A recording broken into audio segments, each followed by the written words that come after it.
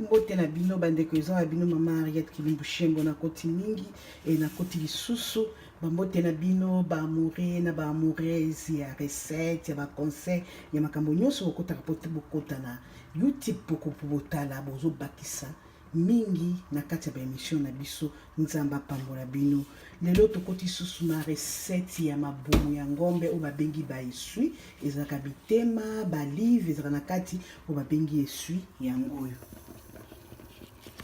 yango oyo nde tozolamba lelo mabumu ya ngombo baesi oyo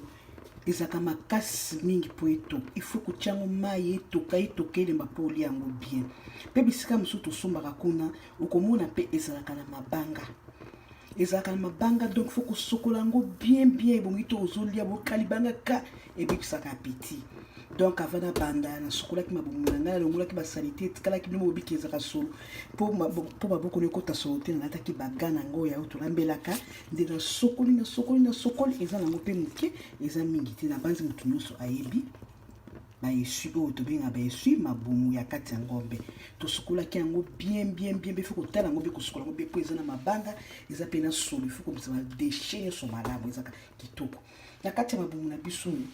biloko tokotia yango neti ezaka solo mpe tokotia feuille de laurier tokotia céleri tokotia matungulu mpe mwa mingi tokotia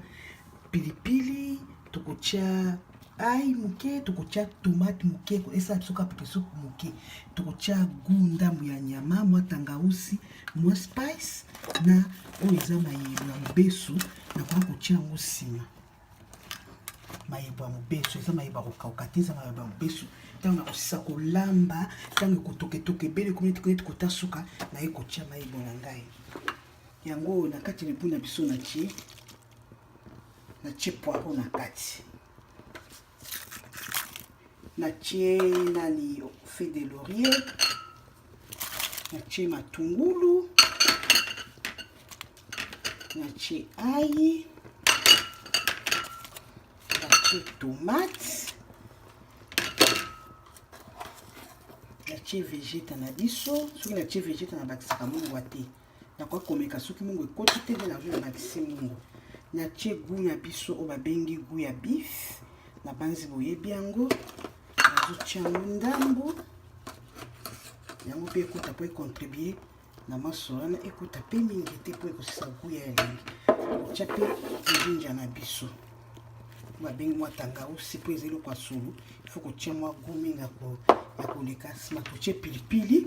yo moko boyebiki ezaka solo mingi ntango ozolamba ezopesa solo na kolambela yango libanda soki etoke elembi nakoka kozongisa yango na kati ya ndako awa nsima kotia mai na kobalola mingi na biso te ntango ekotoka ntango ekotoka ekolemba biloko nyonso ekobela nde tokoka kobalola yango na suka bokomona présentation na biso bambote na bino Nadine Bola Papi Bola balinga na nga nyonso batendresse bambote na bino Noela Kasanda na kati ya Amérique bambote Grace Kasanda bambote Malavina bambote na bato nyonso mosusu bambote ok oyo eza épisode 1 tokolanda na épisode 2 ntango elubu na biso ya mabumu baesu ya ngombe ekobela ok napesi bino bambote bai na tiango na moto kopesa ngai 30 minutes